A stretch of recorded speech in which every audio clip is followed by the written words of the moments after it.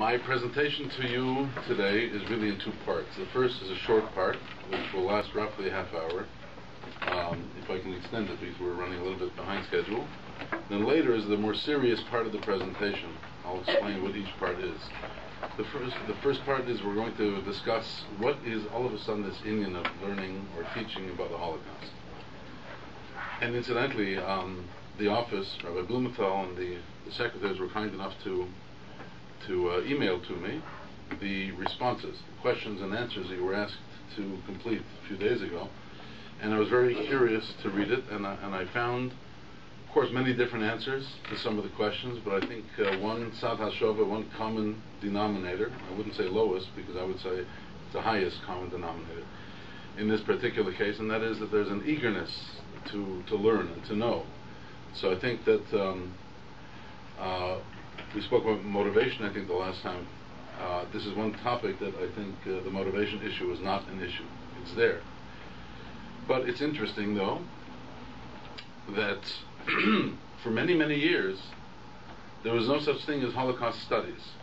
Well, I should correct myself on that, because among those who are not Shomer Torah mitzvahs, there was always some sort of interest. I was going to say the word strange, I'm not sure it's strange, but there was some sort of interesting interest in Holocaust studies, and among them it was spoken about, it was even taught, and thousands, literally thousands of books were written on the topic of the Holocaust. Memoirs, histories, biographies, and these kinds of things. Among our Machne, the Machne HaCharedi, there was almost virtually nothing. Gedolei Yisrael, and in particular those whose lives were personally touched by the events of the Holocaust, found that either they did not want to or they could not bring themselves to speak about the Holocaust. I happen to be a Ger Chassid. The Rebbe, at the time, in the years following the Holocaust, was known as the Beis Yisrael. The Beis Yisrael lost a son, an Ilui, beloved to him, a Ben Skunin. Actually, not such a Ben Skunin, Beis wasn't that old at the time. His beloved Leibele, he used to call him. He lost a daughter, and a son-in-law, and a grandson, and a Rebbitzin. He alone survived from the family. You would think that, being that he was a Manig Yisrael, that he would have what to say. I have no doubt that he did have what to say, but he didn't say it. The Belzer Rebbe, who lost, I think it was 11 children in the Milchama, never said a word about it. I will touch more on the Belzer Rebbe a little bit later. V'chein Hola, almost from one Gadol to the next, those particularly who were touched by it found they couldn't speak about it. All of a sudden, before I get to the all of a sudden part, I'm a child of survivors. I always love saying that when I ever would think of writing a resume, let's say, one of the things that I would put at the top of my resume is that I'm a child of Holocaust survivors. My parents were in concentration camp. Aleim HaSholem.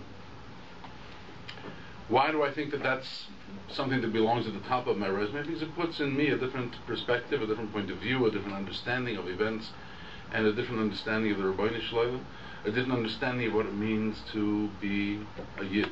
And this is so important. It makes me different. When I was a little kid, however, I felt that although I felt different, I felt that I wasn't too happy about that.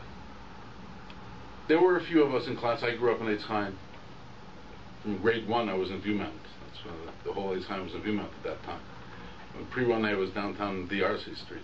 These names might mean something to some of you. To Miss Silver, I'm sure it does. Your uncles probably were. At any rate, I grew up here, and I'd say that about 30% of the class that I was in were children like myself, children of Holocaust survivors. And there was a certain busha, a certain element of being withdrawn, because whereas most of the class would say on a Hanukkah, or prior to a Yom Tov, we're going to Bubi, we're going to Zaidi, we're going to Uncle Ralph and to Aunt Edith, and who knows what else it might have been. I knew from no such things. No aunt, no uncle, no grandmother, no grandfather. one first cousin who was no longer alive survived. He lived out of town. So all of the nomenclature, all of the references that were basic to my classmates were missing from my life. So I felt rather deprived. And when a person feels overly deprived, he becomes embarrassed. It's only as I matured that I realized that not only is this not something to be embarrassed about, but thought about correctly, it's something to be extremely proud about. That because of this perspective that I yarshened, that I inherited from my parents, and it gives me, in my opinion, a much more elevated sense of Klal Yisrael than my classmates had and have. The problem then and now is, how do we impart that to the next door? I'm sure some of you here are einiglich of Holocaust survivors, certainly not children. Einiglich of Holocaust survivors. As a matter of fact, I noticed in the questions that were given to you by the administration, one of the questions asked something like, are there Holocaust survivors in your family? And then the next part was, are they still alive? See, that question wouldn't have existed when I was a kid, but obviously those are the ravages of time. Natural selection, that makes sense. And I'm saying that the detachment that your generation has from the Holocaust is understandable and also problematic. So you're saying, okay, so what's the problem? So you'll be detached, you won't have the elements of the Holocaust so ingrained in your hearts. No, ma kol haraj. What's going to be the disadvantage of that? We can get to that in a minute, but I will tell you that about 20 years ago, Gedolei Yisrael suddenly started to say, you know, it's time. Whereas the Holocaust was not a subject for discussion or for teaching, the time had come. And why wasn't it a subject for discussion? Besides the reason that I gave you. It's because Klal Yisrael had to busy themselves with something else. They had to busy themselves with the reconstruction of Yiddishkeit, the reconstruction of Torah. I mean, the mere fact that you're sitting here in a Toronto Seminary for teachers, the new Toronto Seminary, that is only one little tile in an immense mosaic of a rebuilding of Yiddishkeit after the Milchama. If we would have, and I say the collective we meaning Klal Yisrael, if we would have gotten ourselves bogged down in sentimentality, in grief, in trying to remember, we would not have had the wherewithal to build. And you should know the greatest builders of Torah, both in Eretz Yisrael and in North America, including Toronto, were Holocaust survivors. These are the people that came back with a bren, with a fire in their soul, a fire warming them to the mission of making something significant of their survival. That too is again something what we will speak about a little bit later. Gedolei Yisrael felt that once Torah seems to be flourishing, Baruch Hashem, and we have now the Yishuv Hadas, we can move forward. Some Gedolim, such as the Novominsker Rebbe Shlita, Reb David Shustel, one of the Rosh Yeshivas of Lakewood, and others, have used the expression that teaching and learning about the Holocaust is a choiv kodesh, a sacred obligation. And that's why I think it shouldn't be really taught in schools in the same way that other quote-unquote courses of study are taught. It's not another course in history. Like you have American history, European history, and then Holocaust, and Canadian history. Das ist nicht. That's not what this is all about. It's not a school subject. It's something which is so pervasive. It's something which really should just take you in totality into its arms, so to speak, and create a different consciousness. The reason Gedolei Yisrael said that it's a Choiv Kodesh is various things. There are various reasons. One is very simple to understand. I'm not going to make this into a trite kind of a question and answer interactive session. I know you've all heard of and spoken of Ahavas Yisrael. Everyone knows Ahavas Yisrael is a great virtue. You have to love your fellow Jew. So how do we do that? Okay, we go to Beit Kres before Purim, maybe in Shabbos afternoon, and these things are wonderful. These are Maaseh Chesed, and I'd say Kol HaKavod to all those who are engaged in such activities. But the emotion, that intense emotion of Ahavas Yisrael, is very hard to impart and very hard to develop. One of the tools, which in my view and the view of others, is perhaps the most powerful in ingraining the concept of Ahavas Yisrael into the hearts of young people, is to be oisek in the inyan of the Holocaust. To understand the tzarom shel Yisrael, to understand the tsar, the pain and the suffering, the anguish of fellow Jews, to try for a fleeting moment to identify. And one person wrote on the responses that I read that she doesn't want to hear the stories, she doesn't want to see the films, she doesn't want to be frightened. I do understand that. I'm not asking who wrote it. It's not Nogea. I will say, however, that I understand the emotion on the one side. Who wants to be frightened? We could all survive without being frightened, I think. However, on the other hand, the moment of fright, the moment of empathy, elevates the person to the point of Ahavas Yisrael, to the point of having a greater appreciation of what does it mean to be noisei ba'oil im chaveiroi, that a person should help to understand or to bear the burden of fellow Jews.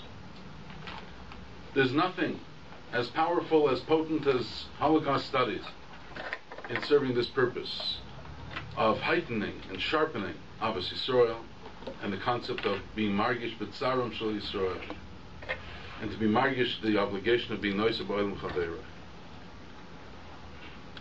To bring down all of that into very, very simple mamaloshin, it's like this.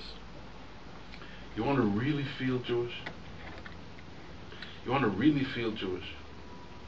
You need to be oisek in inyan with the Holocaust. Nothing will make you feel as acutely Jewish and proud as that.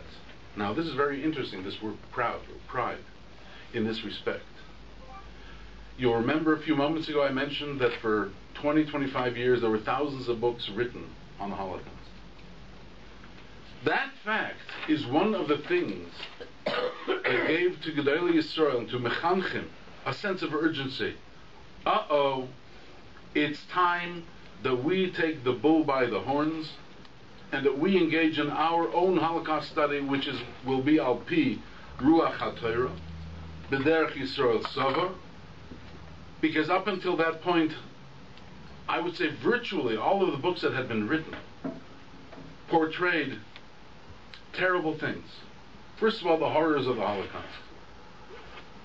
It's important to know the horrors of the Holocaust. We do need to know what Aryanization meant and what ghettoization meant. We need to know what final solution means. We need to know what Zyklon B represents. We need to know what a concentration camp. We need to know Einsatzgruppen and Sonderkommando and all the other things which are important. But that's not our focus. Those are only the bits of fuel for the fire. The fire, however, has to be a fire of relating to the Rabbi Shalom through this. And what was in existence prior to the Frumme Welt being involved in Holocaust studies was only fuel, but no fire. And fuel without fire after a time began to smell bad. Questions were raised filled with kfira, filled with questioning kivyochel. I'll let you know a little secret. We'll talk about this also perhaps a little bit later. Questioning the Rabbi Shalom was not a result of the war. It was a precondition. Those who questioned during and after were primarily those who questioned before. Very important yesod, because this is one of the falsehoods attached to Holocaust studies, is as a result of the horrors, people rejected the Rabbi Shalom. I can't say there were no instances of that. There were. But they were very, very few and far between. will tell you that my parents, Aleichem Hashalom, didn't speak too much about Milchama. My mother spoke a little bit more. Maybe that's part of the Tisha Kabin thing, I'm not sure. Women are more prone to speak. But they spoke occasionally. But there's one thing about both of their lives that I didn't know until I became a chosen. They were each married, and they each had a child before the Milchama. The concept of losing a child, Rahman al-Islam, we hear about it occasionally, but it was very common. But for someone to undergo that experience, to lose a spouse, my mother lost her first husband, my father lost his first wife, and they each lost a child. They didn't want to speak about it because they couldn't relive it. That's how intense the pain was. So you think somebody with that kind of a pain, they came back after the Milchama, not back, they came to Toronto in 1948. My sister, whom some of you know, by the way, she sends regards, Mrs. Blumenthal, was born in a DP camp. DP means Displaced Persons Camp in Germany, called Bergen-Belsen. That too we'll mention later, Bergen-Belsen. So they came with one child, and they moved to Toronto because they had some relatives who were not frum, but they sponsored them. They came to Toronto. They came into an environment which was not very frum at that time. They were brought here sponsored by relatives who were not at all frum at that time. And they came, I would say, stripped of the Yiddishkeit and the vestiges of emunah that they fiercely had before the Milchama. But somehow, and they had lost children, and they were pained. They lost everything and everyone. But here I am, standing before you, in Hasidic garb, living testimony to their Mesiras Nefesh, not to mine. Living testimony to the fact that they said, okay, if we survived, there's got to be a purpose to this. And they weren't Yechidim. I'm not telling the story of my parents as a unique story that look at the remarkable story of the Kleins. No. They were very typical. Some people took a few weeks to get back on track in Yiddishkeit. Some took a few years. Some took several months. Each one had his own track. But for the most part, the Yidden who ended up being Shomer Torah Mitzvahs and Ne'emanim, and who raised children who were Mosur L'Torah, were like that before the Milchama. The ones who were not after the Milchama were also already not before the Milchama. There's another romantic ideal that people have. They're thinking that in Poland, before the Milchama, everybody was frum. About half were not. Poland, Hungary was even more than 50%. At any rate, so all of this Holocaust literature was available, but it was implanting false, heretical ideas. There was no thought invested into what shall we learn from the Holocaust. Is there a legacy? Oh yes, there is one legacy that came out. The legacy could be symbolized by the common picture of a fist raised so, under which are written the words never again. Never again? We certainly hope so. We are mispalel every day. We've had enough. But do we have the ability, the power, the he'oza to say never again? We who understand that HaKadosh Baruch Hu is the balabos, we understand that you can't even say the words never again. But this was the legacy that was imparted. How on earth can someone even say that?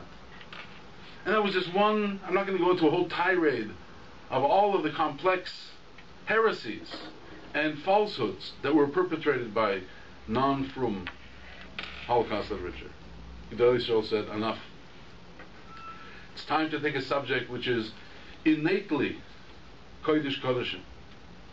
Kloisenberger Rebbe once, Zatzal, was still in Hungary when he found out that the concentration camps,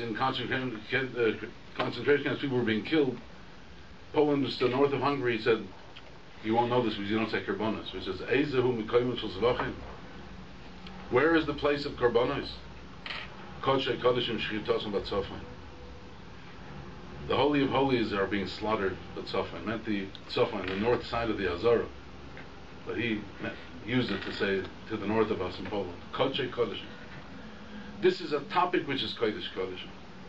To relegate it to the soiled hands of those who have no connection with Torah and the Rabbi Shalom is, I can't say criminal, that maybe is an exaggeration, but it's so highly improper. So now we are here,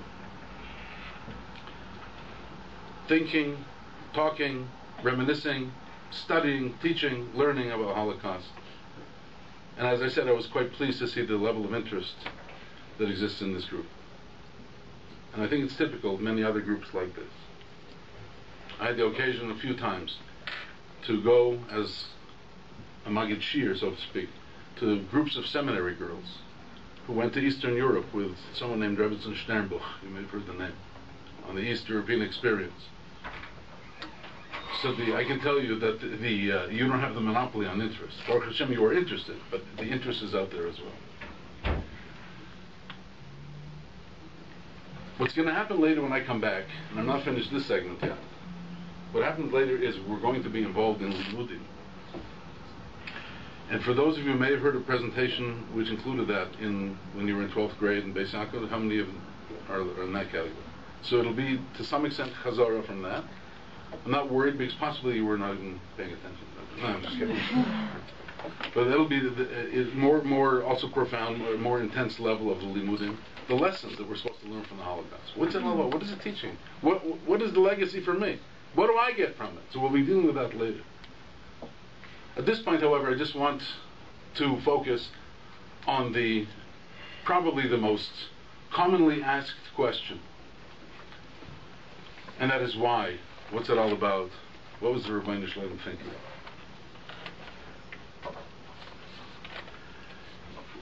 If I ask you, what was the cause for the Churban Bayis Sheni, what would your response be?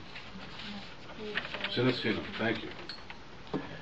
And far be it from me to even question that. The Gemara, 5th parak of Maseches Gittin, enumerates the various episodes of Sinas Chinam that precipitated the Churban Bayis Sheni, which in terms of the time and the intensity was just like the Holocaust. But you wouldn't know, because you don't learn Gemara, that there's another place in Shas, it's Maseches Shabbos, Daf Kuf Yud Tes Amud Beis, where the Gemara outlines reasons for the Churban. 8 Amoyroim voice their views. So Ravuna, Rav Chizda, Rav Hamnuna, Abaya, different views, and each one is not giving what they would term an additional reason for the Churban. But each one of these explanations for Churban Bayis Sheni begins with the words Loi Chorvo Yerushalayim Elo Mipnei She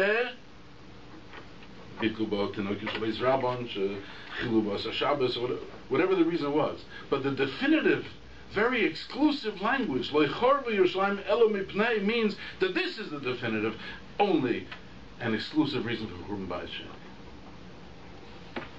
So I ask you what caused Churban Bayis Sheni, and you say Sinas Chinam. Indeed, there's a Gemara that says that. What about the other Gemaras? 8 different reasons. So we're up to 9, and there are more. In what direction does this point us? It points us in the direction of what the Gemara says concerning the end of Nevuah. Post Nevuah, at the time of the end of Golus Bavel, right before the Binyan Bayis Sheni, the Chabakuk, Chagi, Malachi, these are the last Nevi'im, and from their death, Post Nevuah, we have then, from then until now, been deprived of Nevuah. Nevuah means clarity. In fact, it's connected to the word lahavi, to bring. If I bring you something, you have it, it's there. Nevuah is connected etymologically to the word lahavi, because when we have Nevi'im, those Nevi'im come and give us with great clarity the Dvar Hashem. After the Nevuah terminated, and HaKadosh Baruch Hu had good reason for terminating it, obviously, we have been deprived of that clarity.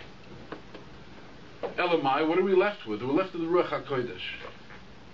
But that Ruach HaKodesh has different applications in the same sense that spokes come out from the center of a wheel. They're all centered in Ruach HaKodesh, but they point in different directions. So we don't have that clarity about the Churban Bayis Sheni. We do have clarity about the Churban Bayis Rishon. The Churban Bayis Sheni is less clear. Elamai, it's all true. 2,000 years later, actually, since the Posca Nevuah, it's already 2,400 years later. Can we expect to have clarity on the Yad Hashem? Let me share with you the following thought. This I saw written in the Chassam Sofer al HaTorah. I also heard it b'shem a Chassidish Rebbe whose name was the Rebbe Rabbinim of Pshischa, who said the following concept. You all heard of the Chet HaEgel. Following the Chet HaEgel, Moshe Rabbeinu was, proverbially speaking, scratching his head in wonderment. What does the Rebbeinu Shalom want? So he, who singularly had the schus of speaking directly to HaKadosh Baruch Hu, said, Hareini nos kvedecha. Rebbeinu Shalom, help me out on this one. Explain to me how you intervene into the affairs of mankind. Let me understand divine intervention. HaKadosh Baruch Hu told him,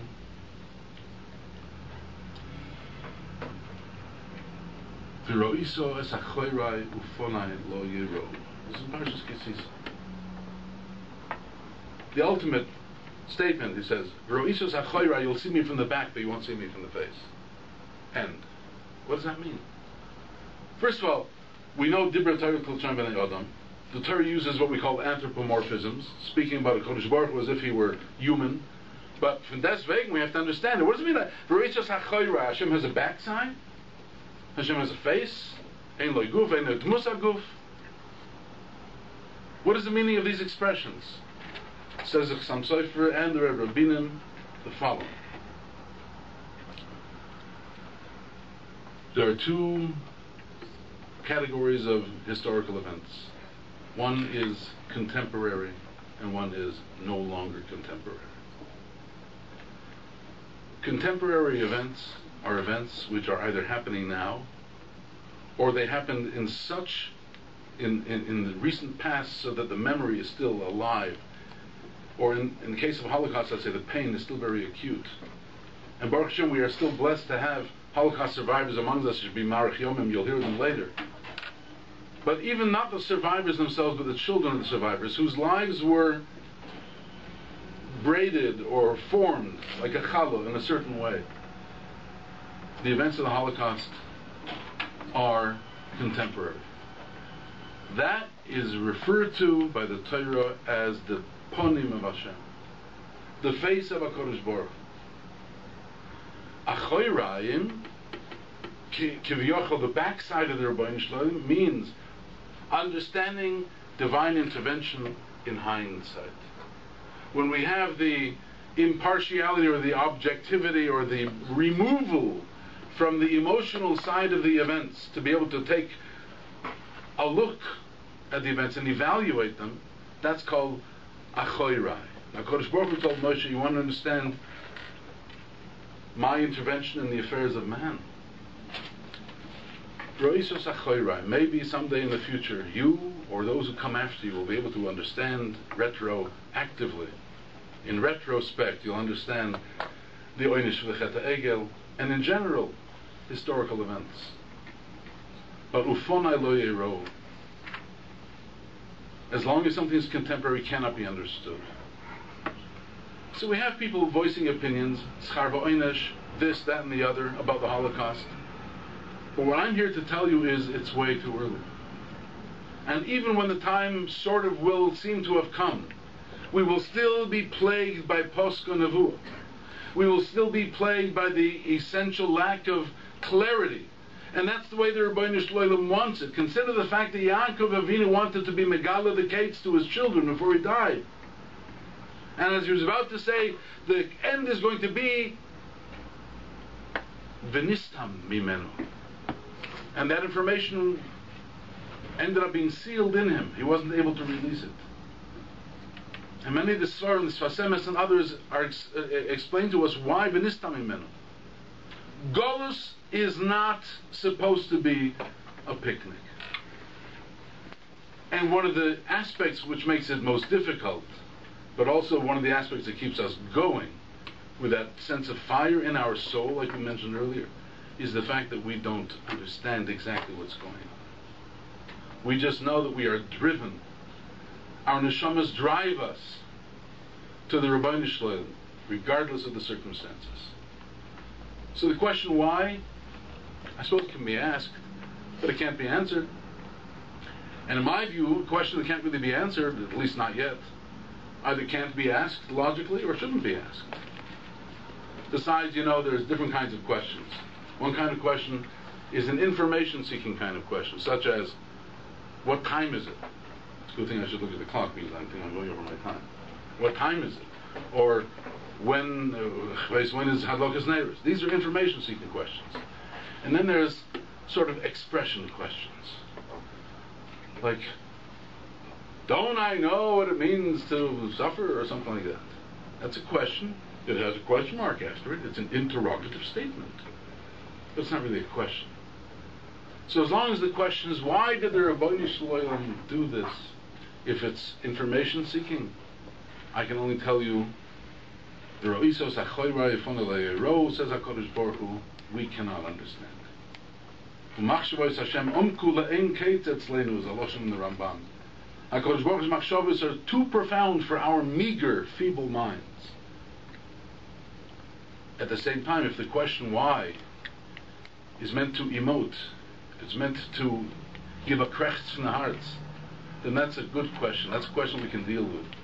And that will bring us to the limudim, which we'll get into detail over, Mitzvah Hashem, later today.